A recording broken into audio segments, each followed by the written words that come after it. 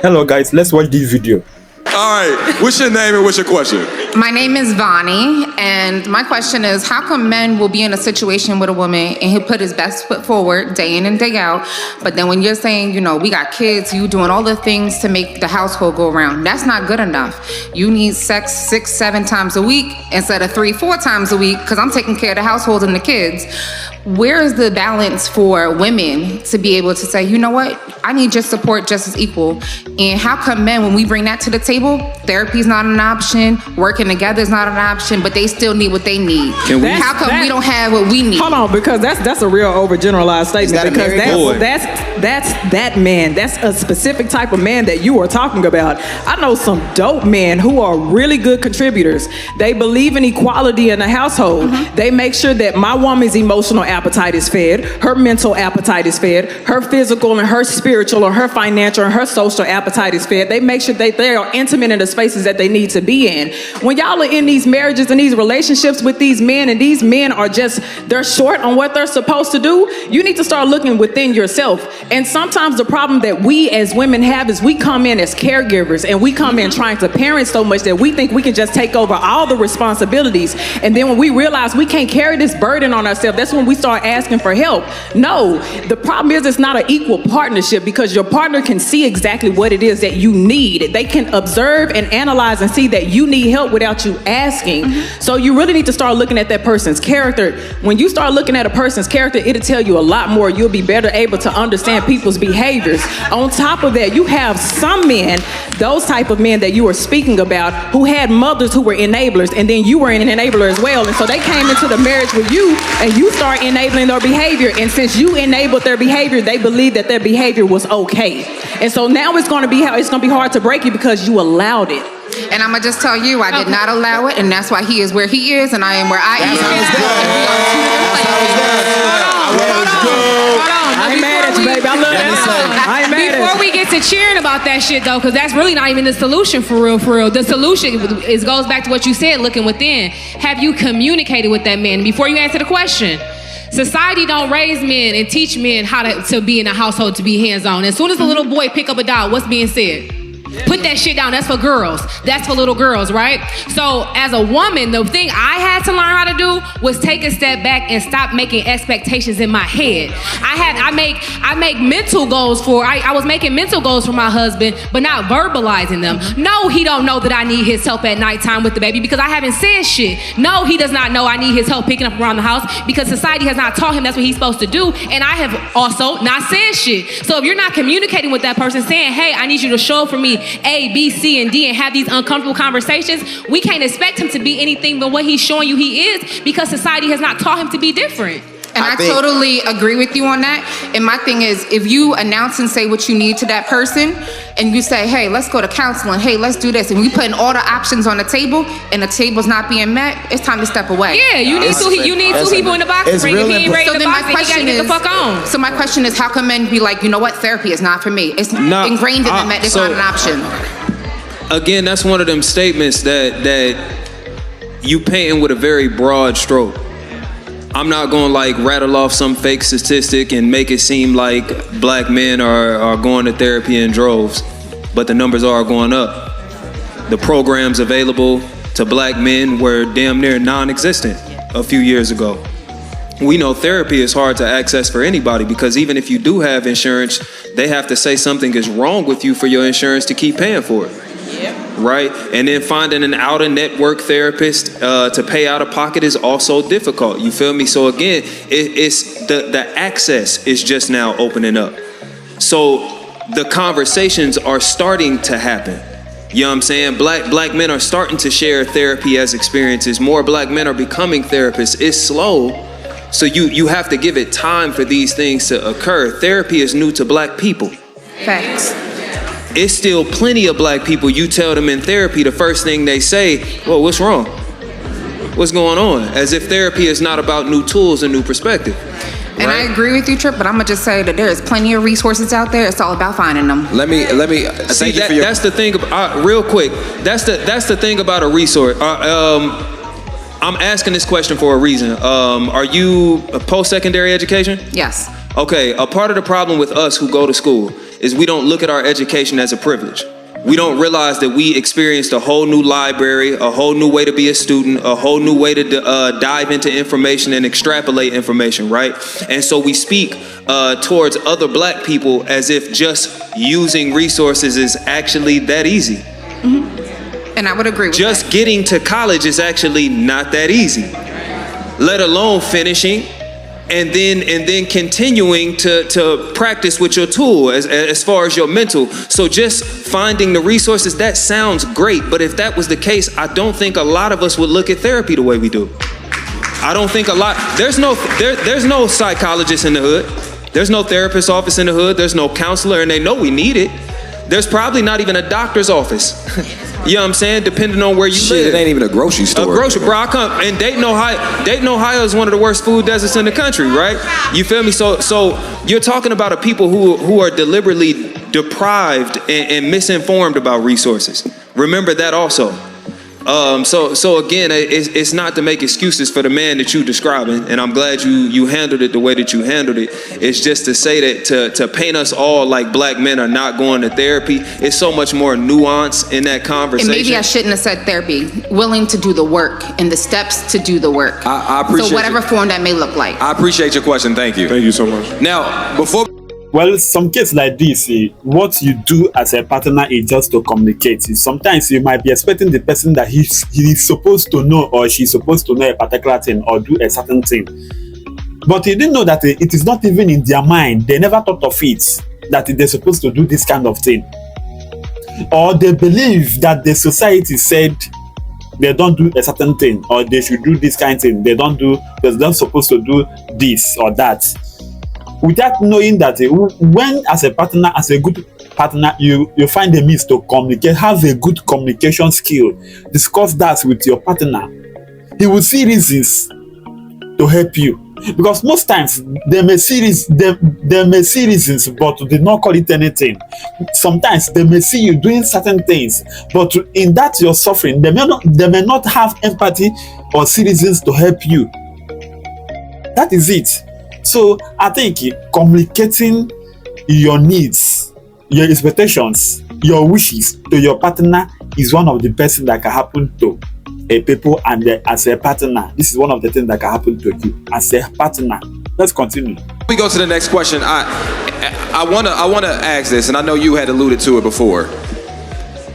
It's my belief that people show us things along the way. We see the inconsistency. We see the unwillingness to learn or take constructive criticism and apply it inside of relationships when we're dating or when we get in those beginning stages of the relationship. And so what I'm saying is, oftentimes we act surprised when someone becomes or stays who they truly are or becomes more exposed. So what I'm saying is, oftentimes we see these red flags and we think they pink. We think they little, or we can get over it. Into a big major responsibility or a problem arises, and now that's the Achilles heel to your relationship. The thing is, we're talking about a person that now had the baby with the man. You get what I'm saying? And so what I want everybody to understand is pay attention to those things in the beginning and don't minimize it, because once you get knee deep in, sometimes you can't get out. All right? What's your name? What's your question? My name is Tamara, and my question is, I'm going back to what you were saying about, well, not you in general, but the cast was going back to saying, do you feel less valuable if you had kids, right? Now, trust me, I know I'm very valuable, but my question is, I think I'm 44 years old, so I think now it's not about if you have kids, because my kids is 18 and 26. But what about if you have children by two different baby daddies, fathers, and married twice? To me, it's not about the kids. In my age range, I think it's more now about how many times you've been married. How can you tell people that you gave birth to children with different fathers? You marry how many times and you are divorced? And they are saying that it is not your fault, that it is the family that you got married to. I don't understand. So are you not telling me that the whole families that you married to had the same kind of issue like they reason together, they reason alike, or like how are you going to tell me that it is the fault of the family that you're married to? On this case, it is your fault as a woman. You married to different families, and at the end of the day, you are not able to stay married. That is your fault. But let's continue. Okay, so How many times you've been divorced? So what's your question again? My question is, do you feel like it's not even really a question? It's a statement. Okay, I got your question. I got it. Okay, so it's really not even a question. Hold on, but I got it. It's not even really a question. It's more of a statement. Well, I got you. I heard you. Okay, so look. So check this out. Let's call a spade, and I'm gonna stand up because I gotta say this. I do not want people just to be nice. Is that a fair consideration? If someone has multiple kids with multiple different people and multiple failed marriages, is that something you should take seriously when you considering dating that person? Absolutely. And if you taking that seriously, does that mean that you're thinking she's less valuable, or he's less valuable, or you're just saying, okay, I don't know if this is for me? No, I think you might be looking at their past work. Like when you go from high school to college, you got to look at all your grades, right? So that person has failed every grade so far, every commitment. You went to God about two. Hold on, no. You went to God about two people and couldn't stand on that shit. I don't know, Randy. I'm looking at it a little different. Okay. Hold on. I'm not done. She's not done. Trip. What you think? She's not I would look at the situation a little different. Don't get me wrong. For me, it would definitely be red. Like that is definitely a red light. You feel me? We gotta stop, figure this shit out, see what's going on. Now, a red light has the ability to turn green, or I'm gonna go ahead and get the fuck out of there. Now, for me, I don't look at it as like, I don't look at leaving a relationship as a failure. I look at it as a relationship ended. Leaving every job doesn't mean you were shitty at that job. You feel me? But we do need to look at your performance on that motherfucker. Yeah. What did y'all divorce for? Don't like I'm not asking you personally. No, you feel me? But I'm in that situation. I'm gonna ask, like, you know, what was the divorces for? You know what I'm saying? I would also like to know how soon into said marriage did y'all have them kids? You know what I'm saying? Like what was going on? How are y'all how the relationship now? Are y'all able to successfully co-parent? Because now you have two co-parents and we ain't even had kids, you feel me? Like, so in my mind, I'm not gonna lie, I went straight extreme. Like the nigga got married to the bitch in 3 weeks the first time, and then the second time he got married in 2 months. Like it was very extreme. Like, okay, you did it too fast, you ain't get to know nobody, I can't trust you. So I don't know, maybe if the shit spaced out, like you got married once when you were 20 and then once when you were 35, then cool, possibly. But I don't know. I couldn't date a man that's been married before though. So like having kids is one thing, but man, you was gonna plan on forever with somebody. But this is what my problem is with this type of conversation. What is wrong with you being less valuable to somebody, to one specific person out of a billion plus something people in this world? If this person has certain standards and principles, it's okay for me to be less valuable to them according to my situation and these circumstances. But I may be valuable to somebody else. What's most important is I'm valuable to myself. Your self-worth is an estimation of what you value, what your strengths are, how you view yourself, your orientation to yourself. If a person comes in and say, hey, I don't want to deal with that, I know I don't have the capacity to do so, and to me, you are less valuable, if that person says that, that is okay, that is their right. Just like if a man came to you with 7 kids and 3 failed marriages, you may say he's less valuable to me. I wouldn't want that. It's absolutely okay to not be valuable to everyone. That's the time when you look and say, okay, I'm not valuable to this person. There is somebody else out there that I'm valuable. And you know, it's okay to not be valuable to everybody, but it's not okay for somebody to demonize you for not meeting their standards. And I think that happens way more often than we like to admit, for real. I also, hold on, Richie, I'm gonna get right. No, Richie, go ahead. My bad. Hold on. No. Okay.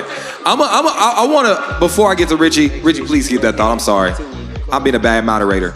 But Randy, I gotta push back. Let's do it. Push it back, baby. I think people are just really sensitive to rejection, and especially women. And I hate to make the distinction, but hold on. Let him cook for a second, because I got his ass, ladies. You gotta stand up, ladies. Niggas shoot they shot so motherfucking often that rejection has been a part of our culture. So when we experience it, we don't take it to heart. All right? That's why the niggas at the gas station be like, no, bullshit. Because that's why the niggas at the gas station be like, hey, baby girl, hey, baby girl. I'm gonna let y'all do all that. Hold on, sit on down. Be careful with the weed, brother. Y'all messed up my soundbite. Obviously, Soundbite is crazy. I'm talking in relationship to women. What I mean is, hold on. I'm gonna say what I got to say. Let me say what the fuck I got to know. What I'm saying is, I think on average, men shoot they shot so often that when someone says, hey, I ain't really fucking with you, they don't respond to a DM. Are you in the club getting that twerk, trying to get a twerk? They look back like, ugh, nigga, you ugly. It doesn't hit us the same way, but because we are offensively minded. I think women are set up to be defensively minded. You're doing a lot of rejecting. You're not actually going out, most likely compared to men, shooting as many shots. So what happens is when you actually like a man and that man don't like you back, you take it to heart. You know what I'm saying? Just like niggas take it to heart when they like a girl and a girl be like, oh no, nigga, you only 5'5". You know what? You know what? And DC ain't gonna let me get the point out. They gonna be like, no. But I'm gonna stand on what I'm gonna say, and y'all can chew on it later. Sometimes your fear of rejection is the reason you keep getting your ass fucked up in these relationships. Because you refuse to let this man go because you don't want to admit that nigga don't like you like that. Right. And you like, well, I'm gonna convince him because this nigga, what? You gonna like me? Made him take the gloves off. So when a man, hold on. So what I'm saying is, even if a man isn't demonizing you for you not being his preference, the fact that he's not responsive, the fact that he's not giving you the energy that you're so used to getting, you can take it in a sensitive way, and you allow that to fuck with your self-confidence. There are 8 billion people in the world, and you letting one nigga make you feel like you're not valuable. Yeah, so I'm about to change that nigga mind right now. See, that's what I'm talking about. That's what the fuck I'm talking about. Thank you for your question. I gotta get another. Hey, Queen. I'm gonna say this. Queen. Ace, what you just said is what I was talking about, the divorce. Although I have 2 children, and I'm about to go possibly to my second Love, we gotta get to the next question. Thank you so much.